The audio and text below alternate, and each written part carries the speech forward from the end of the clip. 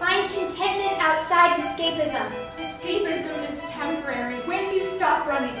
Delaying the problem doesn't fix it. The wolf must die. If I knew about an individual who was a teacher, who did some of the things that I did when I was younger, I personally don't know that I could even put up with that. So I think it's an enormous opportunity for somebody like myself to have come from where I've come from and have the community believe that, you know, this person has a message to give to young people. And so, like, I see that kind of every day as a very special opportunity that I've been granted in my time on Earth. Into the mouth of the wolf. You notice that escapism When do we is stop messing running? with your life? You know, I don't know. Like I'm saying, just don't overthink about it. Just try to think, what is the dramatic question of this play?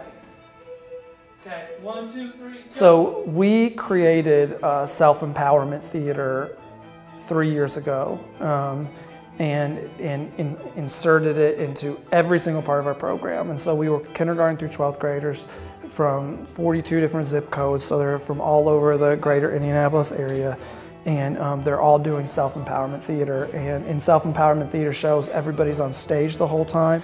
They do not start with a script, so we build it based on a question or a social issue that we're building the play around, like we might be building a play on overcoming fear in the vein of 12 Dancing Princesses.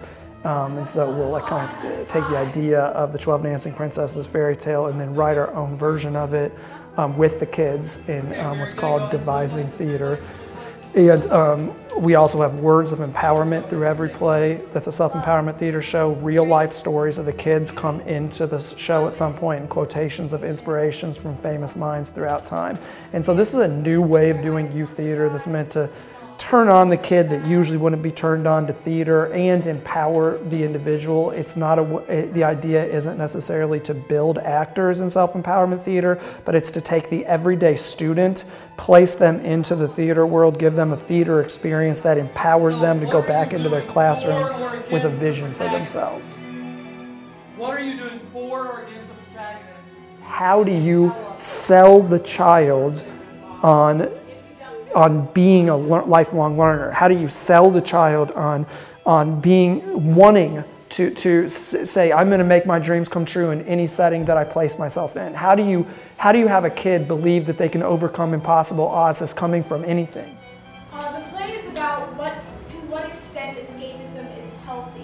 And this whole thing absolutely comes from my story of everything that I've been through. I would never have come up with self-empowerment theater had I not been through all of the things that I've been through. It is a reaction, a way of empowering youth, which I think is one